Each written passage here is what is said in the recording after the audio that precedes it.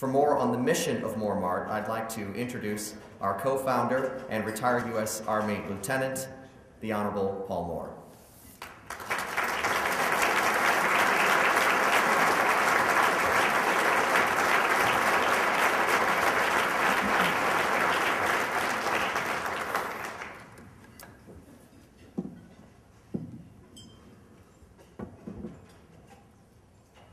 Thank you.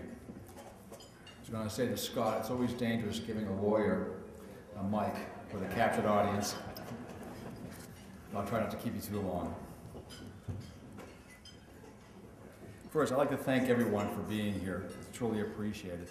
And I'd like to thank the veterans who have served, as well as the active duty members that are serving today.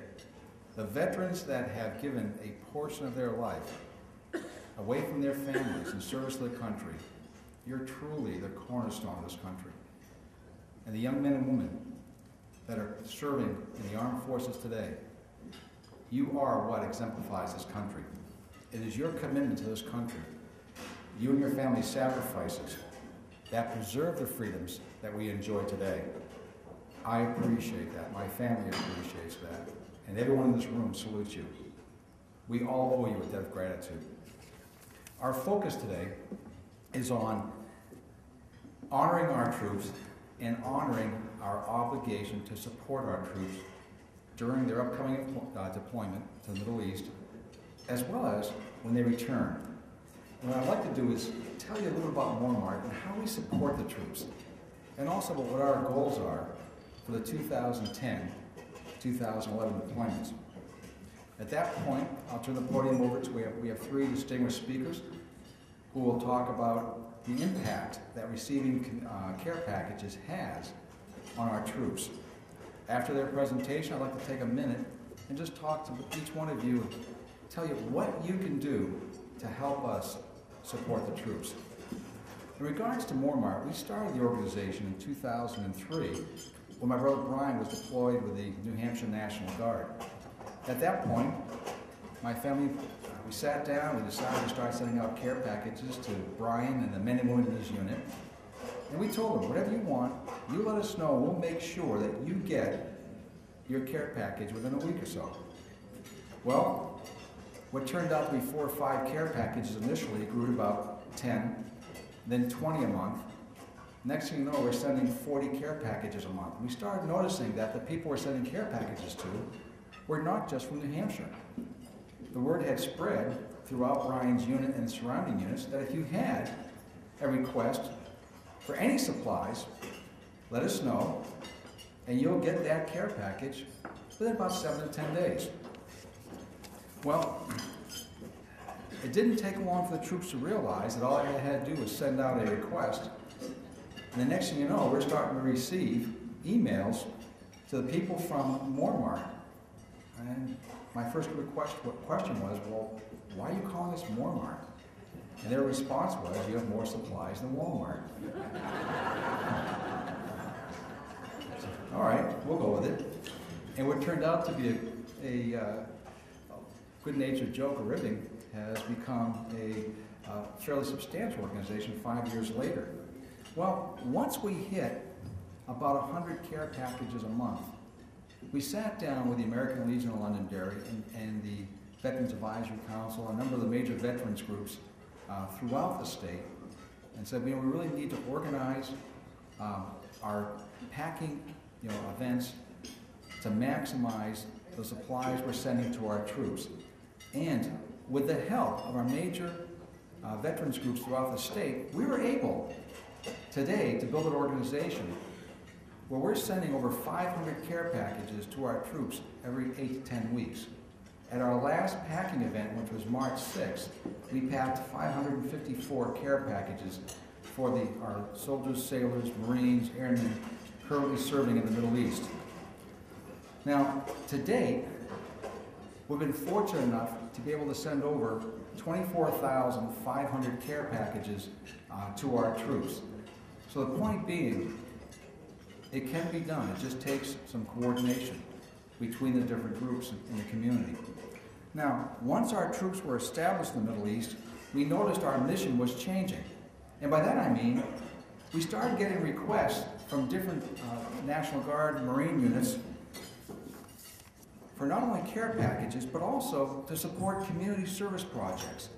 Now, I'd like everybody in this room for a second, just think about this.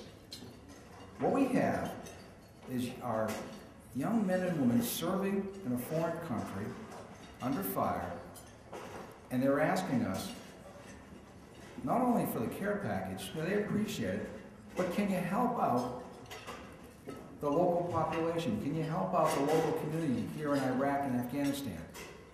I think that speaks volumes as to the integrity of the members of the armed service from this state.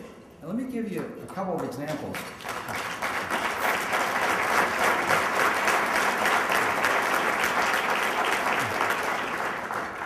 Let me give you a couple of examples of the projects, the community service projects that our servicemen and women have initiated in Iraq and Afghanistan.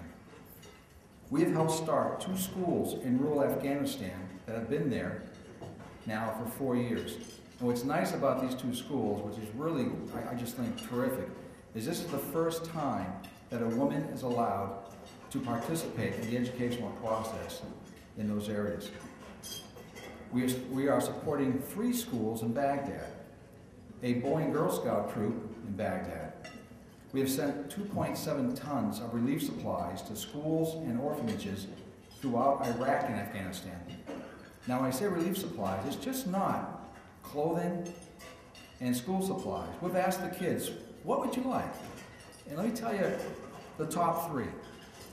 We've sent over 5,000 cases of Girl Scout cookies. Yes, the Iraqi kids and the Afghan kids love Girl Scout cookies. 7,200 Beanie Babies, and 2,200 packages of s'mores. In regards to the s'mores, yes, we also send a toothbrush and toothpaste. We've also started community soccer leagues throughout the Middle East, and we've sent over 3,200 soccer balls, which are then distributed by the members of the armed forces from New Hampshire. And that's been an incredibly powerful organization throughout Iraq and Afghanistan because of the importance of soccer, in their culture. And just recently, we were requested, and this is kind of an interesting request. There was a request that, could you possibly send us some Crown Royal bags? And my question is, Crown Royal or the bags? I want to make sure. You've got to understand, I'm an attorney, so I tend to read things very literally. And they said, no, it's an aviation unit, and we put our night vision goggles into the Crown Royal bags. I said, great, okay. So I figured, I know a few veterans that occasionally drink, so I called the veterans groups, and I was hoping to get 40 or 60 Crown Royal bags. I ended up at 270. I don't want you to read anything into that. But as another example, one of the things we try to do is we try to impact the troops and bring a part of New Hampshire to them. And let me give you a brief example. Every Christmas, we pack Christmas stockings and care packages for our troops. We've sent over 9,400 Christmas stockings to members of the armed services from the state of New Hampshire. Now, when we do our packing, we send over our 3,000, 3,800 Christmas packages. We send them not only to the troops on our list, but also we send them to retired vets at the Tilden Home. We send them to our vets in transition at Liberty House in Buckingham Place. We send them over to the VA in Manchester, Bethesda Medical Center in Walter Reed in Washington. And we also send a number of packages to the MWR, which stands for the Morale, Welfare, and Recreation Facility in Kuwait, so that any member of the armed services getting off a transport at Christmas has a Christmas package and a stocking packed by the citizens of the state of New Hampshire waiting for him or her. And that's our way of showing our members of the armed services that we, as a citizen of the state of New Hampshire, appreciate your service. We know at Christmas time you're away from your family, and this is the least we can do to show our appreciation.